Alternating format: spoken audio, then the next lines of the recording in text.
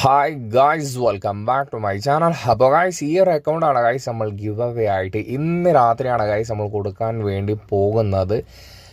അടിപൊളി അക്കൗണ്ടാണ്. Aden Hazard ചെൽസിയിൽ കളിക്കുന്ന കാർഡാണ് നമ്മൾ ഈ ഒരു അക്കൗണ്ടിൽ അവൈലബിൾ ആയിട്ടുള്ളത്. കിട്ടില്ല പെർഫോമൻസ് ആണ്. ഓൾമോസ്റ്റ് കളിക്കുന്ന എല്ലാ പ്ലേയേഴ്സിനും എഡൻ ഹസാർഡിൻ്റെ ഈ ഒരു കാർഡിൻ്റെ ഇമ്പാക്റ്റ് എന്താണ് എന്നുള്ളത് നല്ല രീതിയിൽ അറിയുന്നുണ്ടാവും. ഇപ്പോൾ വന്ന ബെൽജിയത്തിനേക്കാൾ ഫാർ ബെറ്റർ കാർഡാണ് ഗൈസ്.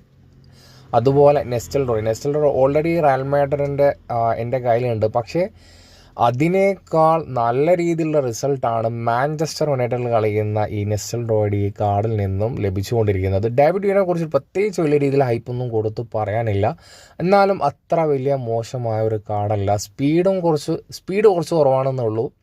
പക്ഷേ റീസെൻ്റ്ലി ഒരുപാട് ബാഴ്സലോണയുടെയും അതുപോലെ വേറെ ഏതോ ഒരു ക്ലബിൻ്റെയും കാർഡ് വന്നിട്ടുണ്ടായിരുന്നു. അത് വെച്ച് കമ്പയർ ചെയ്ത് നോക്കുമ്പോൾ വലിയ രീതിയിലുള്ള കമ്പയർ ചെയ്യുന്ന സമയത്ത് നോർമലി കളിക്കുന്നതാണെങ്കിൽ ഓക്കെയാണ്. അപ്പോൾ ഈ ഒരു അക്കൗണ്ടാണ് നമ്മൾ കൊടുക്കാൻ വേണ്ടി പോകുന്നത്.